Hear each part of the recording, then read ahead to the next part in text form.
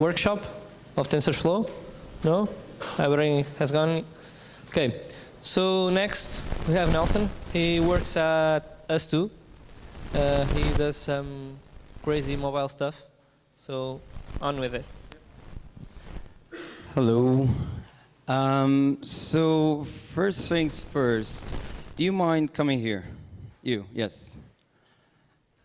Just very quickly, I just want to do this. So, what's your name? Fabio. Fabio. What time did you got here? 7 a.m. 7 a.m. My alarm clock didn't went up 7 a.m. Can you please give a little bit of love to Fabio? And everybody's actually putting this together. We're here because of them, so thank you. And this is a fest. You can shout, you can yoo-hoo. So thank you, and thanks everyone for actually making this actually happening. So my talk's going to be really easy peasy, 30 minutes, boom, boom, shake the room, and that's it. So first things first, I'm going to talk about Android strategy for CI and Firebase. So who here does any Android? Okay, cool, cool, cool, cool, cool, cool. Yes. Like, hey. Does anybody know Firebase? Yes. Okay, so you're in the right place, so it's going to be fine. Okay, but before, a little bit about myself. So my name is Nelson Sachse, so it's Sachse. So it's why I have my Twitter handle Sachse in the City, because I think I'm funny. Until I met Sergi, and your Twitter handle is amazing. Sergi and Reply, I love that. Yeah, so I'm a technologist, developer, mainly focused in Android. I did apps, a little bit of games, a little bit of front end, a little bit of this, a little bit of that. It's the best thing about our job. We do a lot of cool things. And talking about cool things, I work in a very cool place. It's called Ustwo. And this place is just this. It's 4 studios. It's a digital product studio with 300 people and 25 nationalities. And the best part of it is that it has Portuguese people. Hi. And so that's really cool. And it works mainly with clients, some ventures, some own IPs. And by IPs, I'm in this. Do you know this? This is really cool. Honestly, if you have the time and you like playing puzzles and games and really shiny things, just download this. It's really, really nice. But okay, so let's talk a little bit about Android CI and a little bit of Firebase. So the first question we should ask is, why? Well, mainly because this is 2016. We're getting, close to 2017. And we are now at the verge of very tech-savvy users. We don't really have what we had 5 or 7 or 10 years ago. Our users expect more. They have more from their phones. They have more from their tablets. They have more from their laptops. They want more. So we need to provide that. We need to provide that quality. We need to provide that assurance and resilience into our applications. And that's one of the things that I noticed was like I had a new project coming in, and I realized that I needed to do a little bit more. And that's why I started playing a little bit with testing. And I wanted to do a good test suite with UI tests because I kind of wanted to know a little bit more. I kind of want to bring it to be a full circle. So I started doing a little bit of that type of strategy. So let's talk a little about strategy. So strategy is just the way you actually define how you're going to attack the problem. And to attack the problem, we need to start with this. We develop code. So at some point, somewhere, somebody's typing something that will have logic. And that logic needs to have some sort of version control because we taking, your computer, putting a pen, passing out to other developers doesn't work. We need to actually have a repo that will hold our code. So if you have a repo that holds our code, maybe we can actually integrate it with another server that will just compile our code because it's easy to have that. So why not actually run some tests while we have it? And since we're running some tests, then just bring me back a report. So this is a little bit of the flow of process. We develop something. We allow ourselves to not care about the quality because some server will run that for us. And eventually, if you have tests, it will test something. Bring a nice report. It could be a Slack integration, could be an email, could be whatever it is. It just comes back to you, so you know if you did well or if you didn't. So, how do we develop for Android? So a little bit in Ustwo, we approach Android development with this 4 layers at least. So, talking about the first one is a model view presenter. Then we apply some dependency injection. Then we package by feature, and then we apply some tests. So just very quickly, I'm going to talk a little bit about model view presenter. Probably you already seen it. Probably there's other people explaining better than me, so I'm not going to lose too much time. I just want to explain this part. So you have a model that is pretty much data. You have a presenter that will hold all the business logic that you need, and then you have your view that will handle all the view logic. So that separates completely the architecture. So from the get-go, what you have is a way to separate parts of your code into a way that it actually is easier to test, because this is a component, that's another one, and that's another one.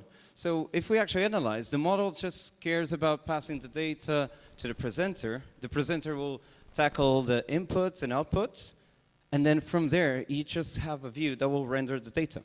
So pretty standard and pretty easy. So when you actually apply dependency injection, you think more about, there's different libraries like Dagger, Dagger 2, and the only thing you care is more like to centralize your object, so you know where it's coming from, so you know you can reuse that object, so you know that eventually down the lines, you will know where does it come from. And plus with that, what you do have, it's the ability to mock objects. So if you can mock an object, you can easily test that.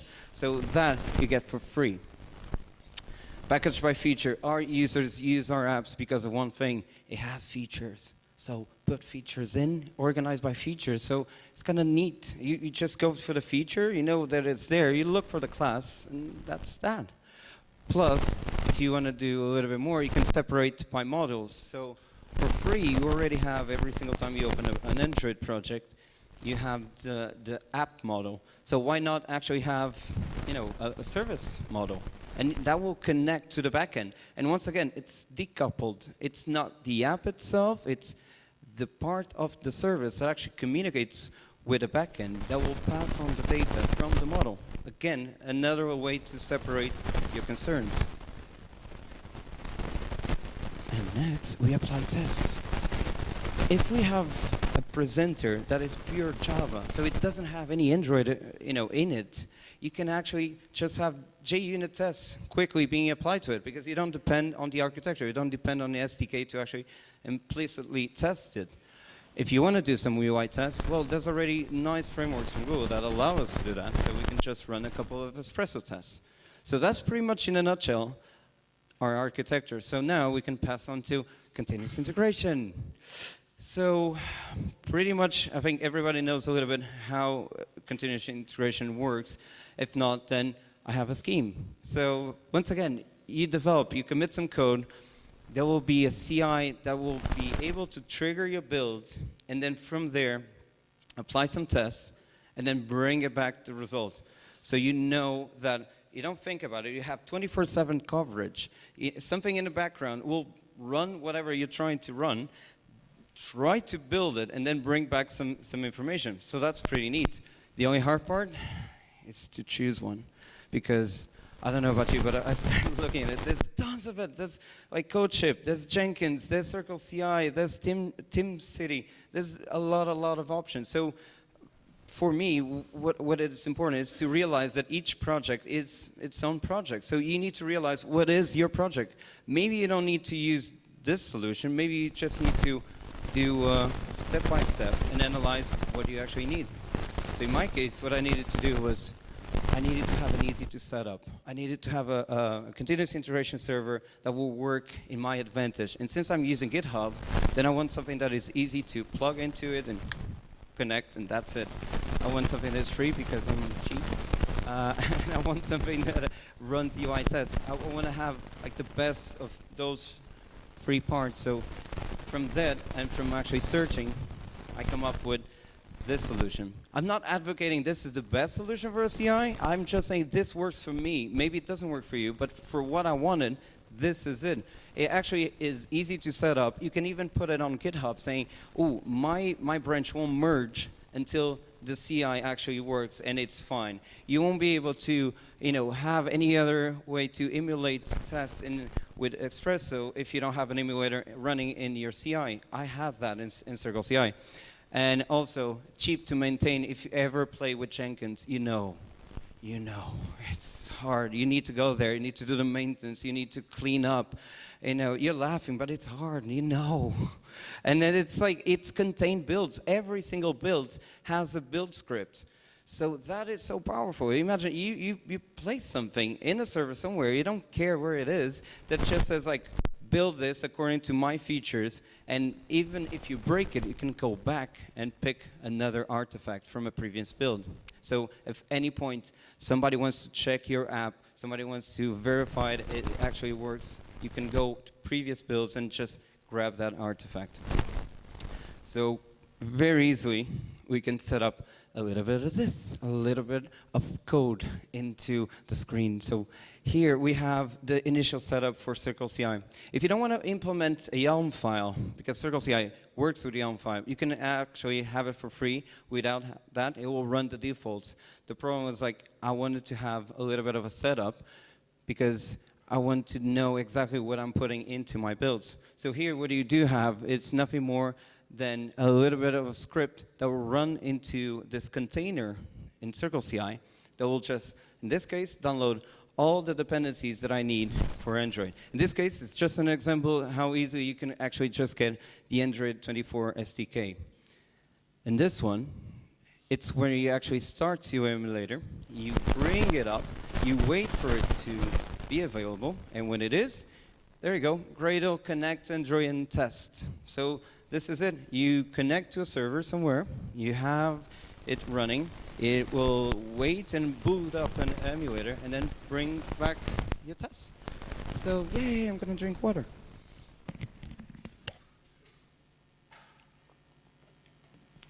So it's all good, except it takes a lot of time, long time. We were talking about it depends on the test suite, it depends on the test coverage that you want to go, but it takes at least 20 minutes to have a couple of tests running because every single time you trigger a build, the emulator needs to go up and you need to wait until it actually is ready to load the tests. So it's not easy, it's not trivial.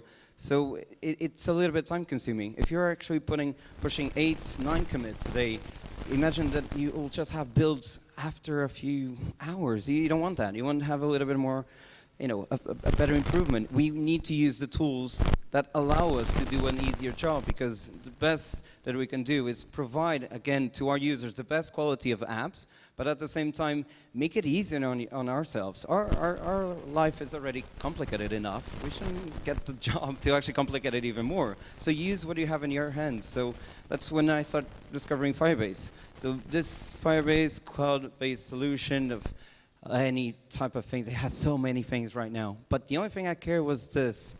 I knew they had a test lab, and I got into it, and I must say, it really blew my mind. It's super, super cool, super easy to integrate.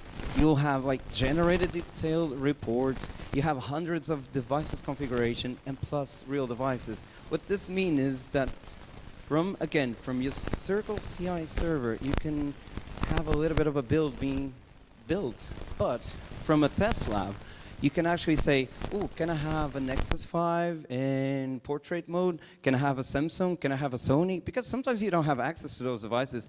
They do. So use them. And plus it's free. Kind of neat. So after this, we just need to see how we can run tests. So this is the best part. You have a little bit of this scenario here. You can actually see that you'll have a robot test and instrumentation test. So pretty much a robot test is, if you're similar to monkey tests, it's just punching a lot of buttons, a lot of views, and you'll see yes, it crashed, it doesn't crash. That's pretty useful because even if you don't want to do any tests, even if you don't want to apply anything, imagine that you just go there and just okay, run a simple robot test. You'll be able to see if it crashes or not. At least it's better than nothing. It's easy. But if you want to do a little bit of UI, then select the UI, upload an APK, and then upload a test APK, match it up, and boom. Yay, happy face. And then From there, you just already have your results. Plus, it's kind of easy, but you still need to go to your website and do that. That for me, takes a little bit an extra step. I need to get away from my ID. I don't want that. So you can actually use this Firebase integration from within the Android Studio. So once again, more power to you. So it's already inside of it. This is your house. This is our house. We're not leaving our house. We're just saying connect this to Firebase and actually let me run some tests. So pretty simple, pretty easy, and you get that for free. But I want more because I like more things. So I wanted to do a little bit more with this. So I started thinking, why not actually add it to Circle and have your container somewhere building it and actually passing on to Firebase that will test your code, that will test your assumptions, and then bring back a report. You can do that by just adding this CLI. So Google Cloud has this command line interface that allows you to identify what we want to do. So in this case, you can easily see that you're testing Android to run the type of instrumentation test. You upload an APK and you upload a test APK, you identify the devices. You can go for Sony, Ericsson, you can do whatever. There's a lot of devices. You just need to check them out. And then you identify the versions. Imagine you actually want to test in, 19, SDK 21. You can actually specify it here. And plus, you can just say landscape, portrait, whatever. And then you bring it back. So to recap, you have this strategy that I think it's quite useful and it's very, very powerful for us. Because once again, it depends on what we have to do. It depends on a project, but we need to make life easier for us and better for our users. So if we start with an architecture and Android that allow us to have a best test coverage, we don't need to be running 5,000 tests. But if we have an architecture that allow us to separate our concerns, that allow us to see that this is just business logic, this is just view. You can even test the model itself. You can just say, like, is this data? Is this an array? Is this an object? You can separate things. So from whatever pattern you choose, for MVVM, from MVC, for MVP, it's about you having the best solution for your problem. It's about you feeling that this is helping you, not the other way around. And when you actually integrate that, you have an early identification of your consistencies. You don't have to wait until, okay, I finished something, I commit, yeah, on Friday I'll make a build. Don't never make builds on Fridays, ever. Avoid Friday builds. Call in sick. But honestly, you'll have something that will run for you. You don't even have to think. And plus, you apply Firebase. So that means you have a faster UI testing. So if you want to go for a little bit of, I might do a little bit of an espresso test. I might test if this view actually loaded, if I can punch this and have another activity loading. You'll have that for free in Firebase. Both of those solutions, it will have kind of your project cover. You'll be better at your job because you have tools that enhance you, that has more powerful ways to actually test and prevail in terms of development. So, and plus, for bonus points, just in case you want bonus points, you can apply continuous delivery. From the end of a Circle file, you can actually add deploy, and then from there you can define, I'm going to upload this to Dropbox, I'm going to upload this to any other server, any other place, because you can actually continue to deploy things. So from there, I can say that we're finished, except we're not. I love him, so it's fine. So what I want to give you is a little bit more of this. So at Ustwo, we start creating a little bit of kind of a nice thing for Christmas, almost like a present. So we call it our Android boilerplate setup. So this is nothing more than us bringing together back to the community a little bit at what we think it works in our house. It might not work in your house, but tell us why, and we'll tell you why it might actually be your solution that is better. It's just about this. We need to bring back to the community. We need to bring a little bit of what we know and share So in this project, you'll have Circle CI integration. You can see here, you can have static checkers, you can have dex counters, lint, you have everything. You can even have a little bit of a video running for your test. Then we're talking about having the ability to not only see it fail, you can actually know where. This is it. You have videos. You don't even need to deploy to your user and say like, oh, it crashed. No, it didn't. Actually, I have a video that proves it crashed. So what about inconsistencies on the code? You like logs? You'll get logs. So it's really about how low do you want to go, how much detail do you want to get, but it's a way to actually get you more out of your project. You can even, if you know about 64K, you know this. And this is really about knowing that you can avoid it, you can improve it, and this is very, very useful. So please have a little bit of a look into our GitHub. Please have a little bit of feedback, have love, share among each other. It's about us coming together that becomes easier for us to do our job. Think about the user, think about our jobs, and think about the future. Thank you.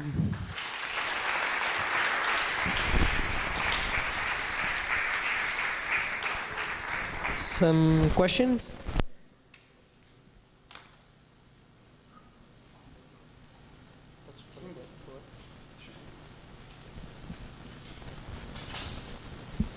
Hi. I love continuous integration and even more continuous delivery, even though I think it's extremely difficult to achieve that. But as a developer, sometimes I got the feeling that I waste more time implementing unit tests, because currently when I work, we have 100% branch coverage, and we also have to implement U tests. Don't you have that feeling too, that 2/3 of your time is writing tests and not code? Whoa, sorry. I want to lie and say no, but it is true. Yeah, it is time consuming, but I think what we're playing here is the long run. It's more like, I know I'll have less to worry about in the future by applying tests now. And that's what it gives me a little bit more confidence. I know it's more resilient. I know the app won't crash as easy. It's that makes me feel, yeah, I will be alive if I say, no, it doesn't take any time. I can do it in 2 minutes. No, it doesn't. It really takes time. You need to actually think what you're testing. And the more you do it, the easier it turns to be. But it's still, it takes time. But I prefer to do this, to do bug fixing. I prefer to do this than actually feel like, I need to go into the logs and see what happens. Like, at least this will give me a little bit more, that 99.9%. So it is that, I feel. Thank you. Anyone else?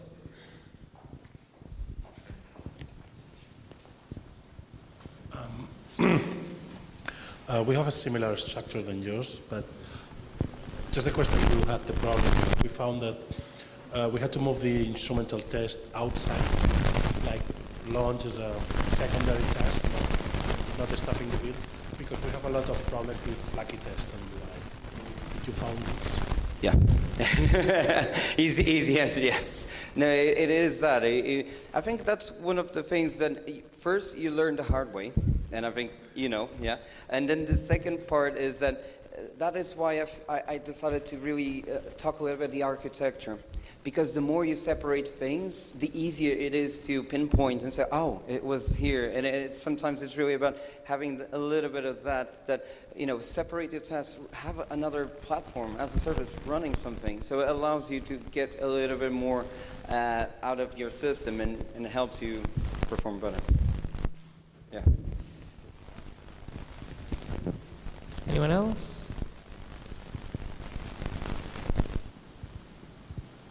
I think that's all. Yay, thank you for having me. Bye-bye.